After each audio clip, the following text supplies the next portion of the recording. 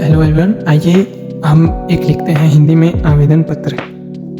बहुत से स्टूडेंट्स को तकलीफ होती होगी कि यार जब छुट्टी ले रहे हैं या छुट्टी मार रहे हैं तो आवेदन पत्र। तो आवेदन पत्र की शुरुआत हम करते हैं सेवा में, जिसे हम वो सेवा दे रहे हैं सेवा में। अब यहाँ पे आपको क्या करना है कि यहाँ सेवा में लिखकर आपको नीचे ये पैराग्राफ छोड़ के यहाँ से आगे बढ़ना है। तो आपको लिखना है सेवा में प्रधानाचार्य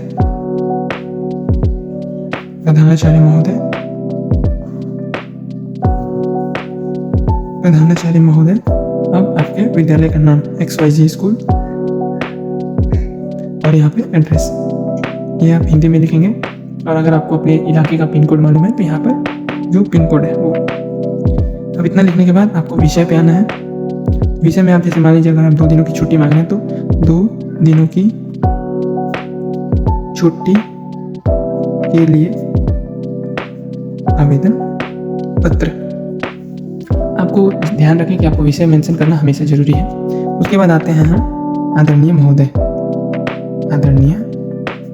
या महाशय, जो भी आप चाहें आप लिख सकते हैं, आदरणीय महोदय या महाशय। उसके बाद आप एक कॉमा देंगे। अब यहाँ से जो आप शुरू करेंगे, यहाँ पे आप लिखेंगे सविनय निवेदन है कि। अब देखिए यहाँ पे आपको अब शुरू करना है। जैसे मान लेते हैं मेरा नाम राम कुमार है तो मैं लिखूंगा सविनय निवेदन है कि मैं। अब देखिए यहाँ पे आपको क्या करना है, यहाँ से शुरू नहीं करके यहाँ से शुरू करना है। मैं राम कुमार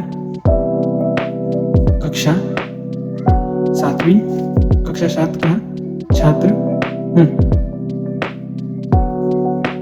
महाशय या महोदय जो आप चाहें, महाशय मैं 21 मार्च और से लेकर, मान लीजिए आप 23 मार्च तक की छुट्टी मांग रहे हैं, 21 से 23, तो 21 से लेकर 23 मार्च तक कक्षा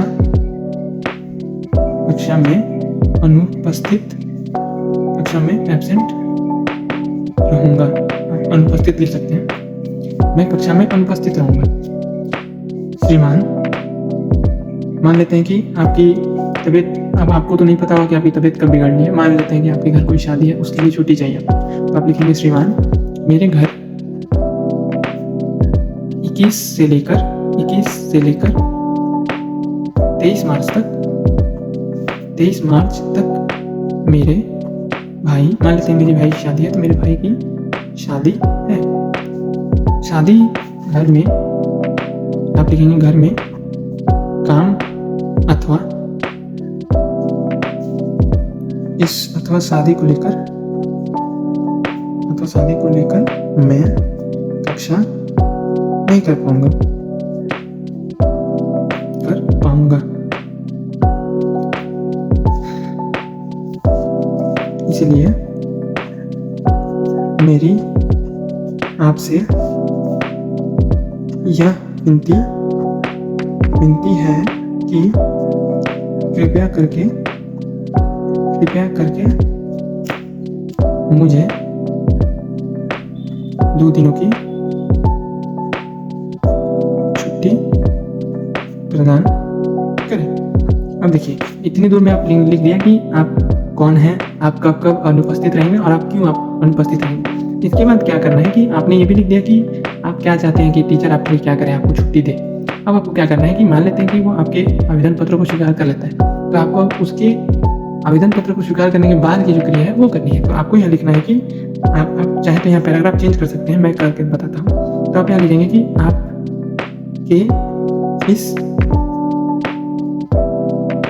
अब देखिए आपको छुट्टी अगर मान लेते हैं मिल चुकी है तो आप यहाँ लिखेंगे आपके इस कार्य के लिए मैं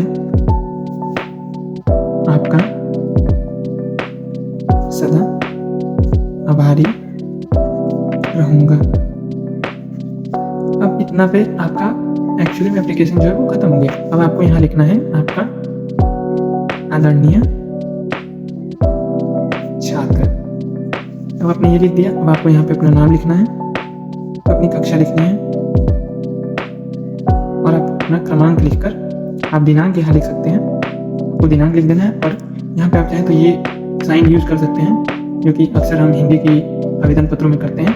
और आपको यहाँ लिख देना है अपने माता पिता का हस्ताक्षर यहाँ ले लेना है और ये लिखकर आपका एप्लीकेशन जो है आवेदन पत्र वो पूर्ण हो जाएगा। आप चाहे तो स्क्रीनशॉट ले सकते हैं, इससे मैं एडजस्ट कर देता हूँ। हाँ, अब आप स्क्रीनशॉट ले सकते हैं। तो स्टूडेंट्स, अगर मेन जो एप्लीकेशन आपका लिखने का जो ये तरीका होता है, ये हो सकता है कोई टीचर इसे गलत साबित करे, क्योंकि हर अपने टीचर की एक अलग मतलब मानसिकता होती है। लेकिन जो ये तरीका है ये सर्वप्रचलित आवेदन पत्र का तरीका है और आप बेझिझक होकर इसे इस्तेमाल करें।